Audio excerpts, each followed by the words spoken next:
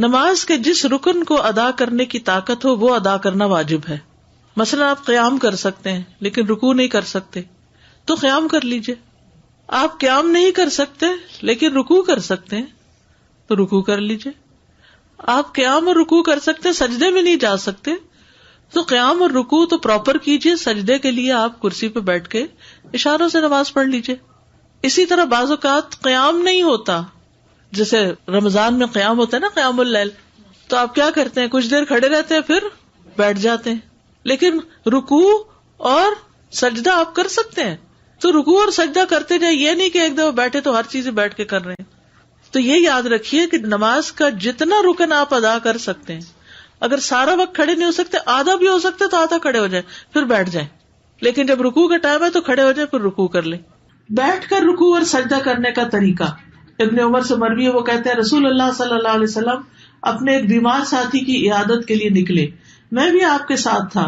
جب اس کے پاس پہنچے تو کیا دیکھتے کہ وہ ایک لکڑی پر نماز پڑھ رہا ہے اور سجدہ کرتے وقت اپنی پیشانی اس پر ٹیکتا ہے.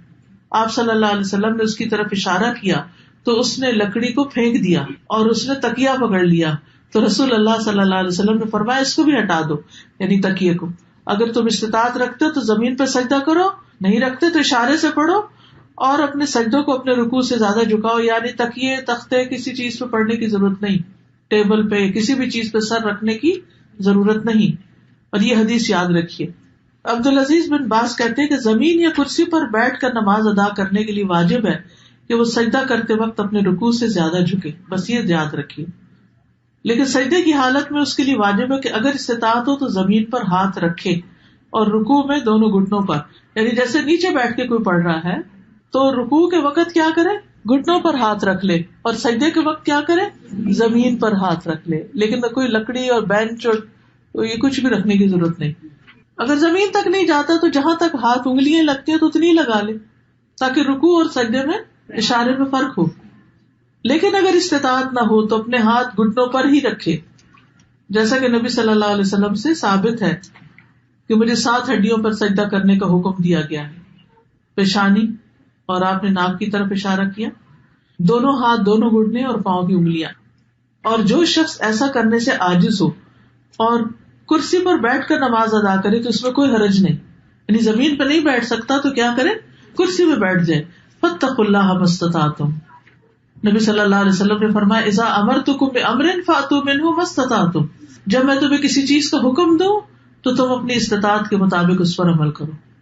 رکوع اور سجود میں کمر جھکانے کا طریقہ. اگر کوئی شخص کمر جھکا نہیں سکتا, بعد میں ان کی بیک کی سرجری ہوتی ہے, جھکا ہی نہیں سکتے, تو وہ سر جھکا لے, گردن ہی جھکا لے. اور اگر اس کی کمان کی طرح پہلے سے ہی دوہری ہو تو ایسا لگتا ہے کہ رکوع کی حالت میں ہے, تو جب وہ رکوع کا ارادہ کرے تو تھوڑا اور جھکے. بعض لوگوں کا کب نکل جاتا ہے نا, کبڑا جیسے ہوتا ہے, اس کی کمر پہلے ہی ایسے ہے, تو وہ کیا کرے, تھوڑا سا اور سر جھکا لے. پھر سجدے کی حالت میں جتنا اس کے لیے ممکن ہو اپنے چہرے کو زمین کی طرف اور زیادہ قریب کرے, جتنا ممکن ہو نیچے تک جائے سجدے میں. یاد رکھیے کرسی پر بھی بیٹھے ہوئے جتنا آپ جھک سکیں جھکتے جائیں. اب صف میں کرسی رکھنے کا طریقہ. کرسی کو صف میں رکھنے کے متعلق علماء نے بیان کیا کہ جو شخص بیٹھ کر نماز ادا کرتا ہے اس کے لیے اس کی پشت معتبر ہوگی, چنانچہ نہ تو وہ صف سے آگے ہو نہ پیچھے ہو. مقعد وہ حصہ ہے جس پر جسم کا انحصار ہے, یعنی کرسی اس طرح رکھے کہ لائن میں اس کے کندھے دوسروں کے ساتھ لگ رہے ہوں, پاؤں نہیں. کیا رکھے, کندھے, سر, یہ برابر ہونا چاہیے. اس لیے اگر نمازی ابتدا سے اختتام تک کرسی پر بیٹھ کر نماز ادا کرے گا, یعنی اول سے آخر بیٹھا ہی ہے, جیسے بہت سے بزرگ ہوتے ہیں نا, وہ کھڑے ہی نہیں ہوتے, بیٹھا ہی بیٹھا ہے, تو وہ اپنے بیٹھنے والی جگہ کو صف کے برابر کر دے گا.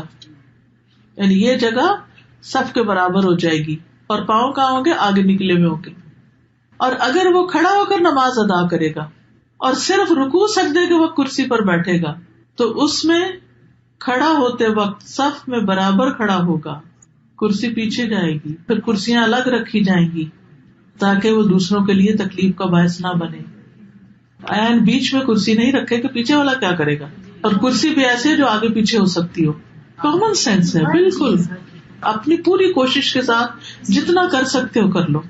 نماز کے واجبات کو ادا کرنے کا قاعدہ یہ ہے کہ نمازی جس فعل کو سر انجام دینے کی طاقت رکھے اسے ادا کرنا اس پر واجب ہے، اور جس رکن کو ادا کرنے سے وہ عاجز ہو وہ ساقط ہے۔ جو کر ہی نہیں سکتے، ہم بعض اوقات ایسے تو گھٹنے اکڑ جاتے ہیں، تو آپ پوری طرح جلسہ استراحت میں پوری طرح پیچھے نہیں بیٹھ سکتے، یعنی آگے اکڑو سے ہو کے بیٹھے ہوئے ہوتے ہیں، کوئی بات نہیں، یہ نہیں کہ اٹھتے ہی دوبارہ سجدے پہ چلے گئے، نہیں، جتنا رک گئے، ٹیڑھے رکے، سیدھے رکے، جتنی استطاعت ہے، فاتقوا اللہ ما استطعتم۔ لہذا جو شخص قیام کرنے سے عاجز ہو تو وہ قیام کی حالت میں کرسی پر بیٹھ سکتا ہے، لیکن رکوع اور سجدہ اس کی اصل صورت میں ہی کرے گا۔ جیسے قیام سے عاجز ہے کوئی، جیسے لمبی نماز میں مثلاً، تو قیام میں کرسی پہ بیٹھ جائے، لیکن رکوع اور سجدہ اصل صورت میں کرے، یعنی پھر اٹھ کے آرام سے رکوع بھی کرے، سجدے میں بھی جائے۔ اگر وہ قیام میں کھڑا ہو کر نماز ادا کرنے کی استطاعت رکھتا ہے اور اس کے لیے رکوع اور سجدہ کرنا مشکل ہے، تو وہ کھڑے ہو کر نماز پڑھے گا اور رکوع اور سجدے کے وقت کرسی پر بیٹھ جائے گا اور اپنے سجدوں میں اپنے رکوع سے زیادہ جھکے گا۔ یہ نوٹ کر لیجیے، کس طرح کرسی پہ پڑھے گا؟ اپنے سجدوں میں رکوع سے زیادہ جھکے گا، یعنی بیٹھے بیٹھے ہی رکوع کرے گا کم جھک کر، اور جب سجدہ کرے گا بیٹھے بیٹھے تو زیادہ جھکے گا۔ قیام سے معذور شخص پر سجدہ اور رکوع کرنا لازم ہے۔ اگر وہ عذر کی وجہ سے قیام ترک کرے تو اس وجہ سے اس کے لیے اپنے سجدوں اور اپنے رکوع کے لیے کرسی پر بیٹھے رہنا جائز نہیں، وہ تو اٹھے اور کرے، جسے پہلے میں نے عرض کیا۔ علقمہ بن وقاص سے روایت ہے، انہوں نے کہا، میں نے عائشہ رضی اللہ تعالی عنہا سے پوچھا، جب رسول اللہ صلی اللہ علیہ وسلم بیٹھ کر 2 رکعتیں پڑھتے تو کیا کرتے تھے؟ جب بیٹھ کے نماز پڑھتے تھے تو کیا کرتے تھے؟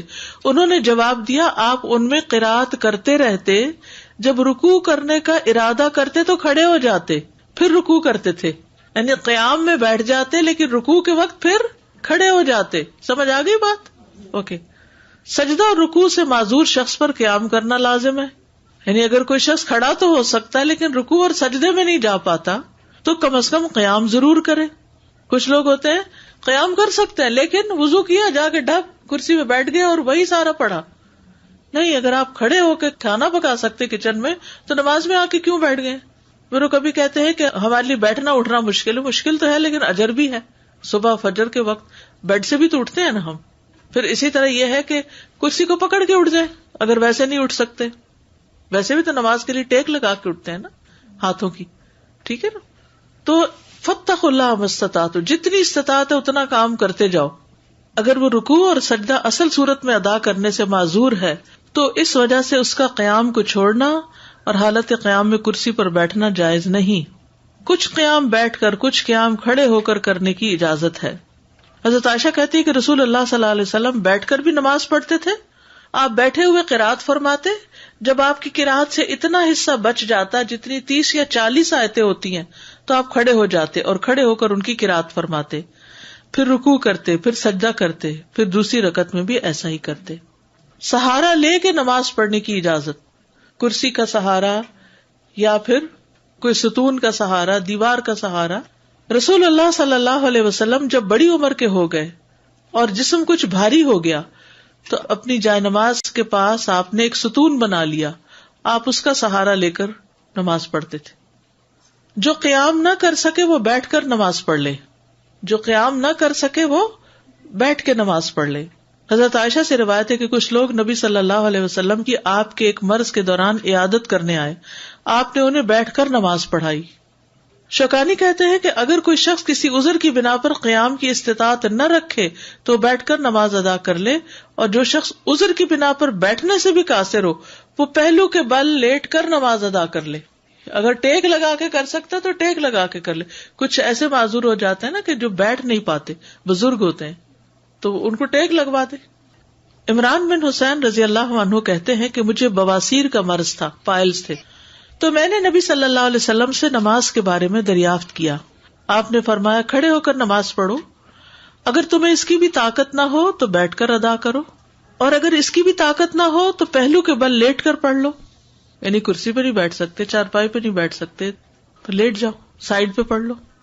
جیسے بھی حالات ہوں کسی بھی حال میں نماز چھوڑنا جائز نہیں، بلکہ مکلف پر واجب ہے کہ اپنے تمام حالات میں، اپنی تندرستی میں بھی، اپنی بیماری میں بھی نماز کی شدید خواہش رکھے۔ کیونکہ نماز اسلام کا ستون ہے اور شہادتین کے بعد تمام ارکان میں سب سے بڑا رکن ہے. کسی مسلمان آدمی کے لیے فرض نماز کو چھوڑنا جائز نہیں. سبحانک اللہم و بحمدک اشہد ان لا الہ الا انت استغفرک و اتوب الیک.